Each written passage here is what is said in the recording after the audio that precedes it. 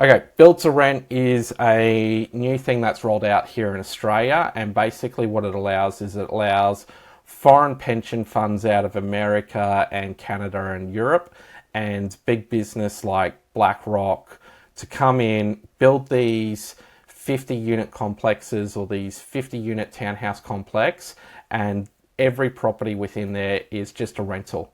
And then the government gives them massive tax benefits. So land tax is at 50% for all of these multinationals. So they only pay 50% of the land tax that a regular Aussie punter would pay.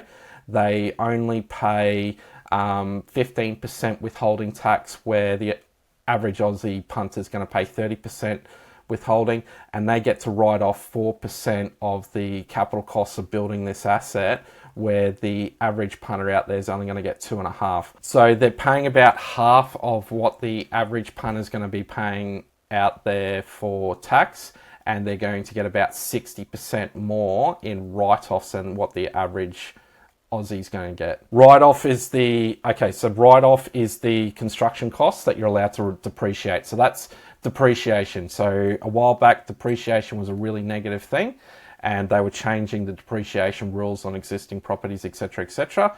Well, what they're doing with the build to rent is they're actually allowing these multinationals to write off an extra 60% of the value of the property to what the average Australian is going to be allowed to write off, and they're only going to be able to write off 2.5% per annum over a certain period of time. You need to talk to a quantity surveyor, where these large construction firms and these large build-to-rent multinational businesses are going to be able to write off 4% per annum. So they're doing this because basically, in a nutshell, what they're trying to do is they're trying to shift the social burden of building houses and having that social building house for affordable housing off the balance sheet of the government onto private multinational businesses.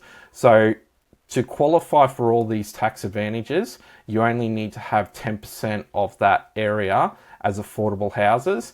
And when you do a real deep dive into the HAF, which is the project that they were going to deliver all these affordable houses, they're not meeting their numbers. They're not going to get these social housing. So they're trying to shift that over to these multinational businesses by giving them huge tax incentives, by getting extra money that they invest back quicker, and then discounted tax rates on what profits they are going to be ripping out of Australia. So for these multinational businesses to qualify for all these tax breaks, they need to offer a 5-year or a long-term lease for these tenants. So you're basically going to be a tenant for life. The other thing that they need to do too is only 10% of the complex needs to be deemed affordable.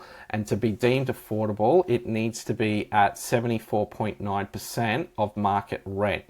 So if you've got 50 units in this complex that are renting out for $1,000 a week, they basically can rent it out for $749 a week, and that is deemed affordable, because the market is what the other rentals within the local area are renting for, and then you need to be at 74.9% of that. Now, when you actually log on to these websites and you have a look at all these build-to-rent projects, they're all talking about these premium lifestyles where you don't have to worry about owning and maintaining the asset, and all you get to do is enjoy the gym and go to the pool and enjoy this wonderful lifestyle. So you don't need to worry about not building wealth. Let us worry about holding all your wealth and supporting all that, and you just enjoy your lifestyle. We'll give you this. It's a premium lifestyle. It's going to be $1,000 a week. I don't know how the hell that is affordable.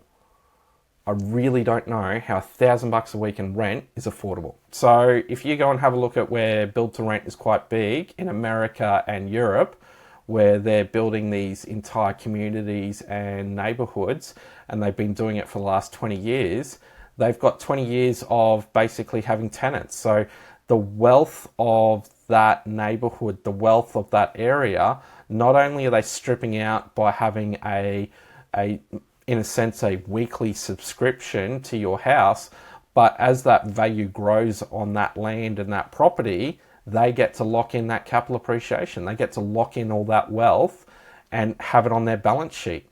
And basically, they're stealing the wealth of mums and dads out there to, feather BlackRock's balance sheet.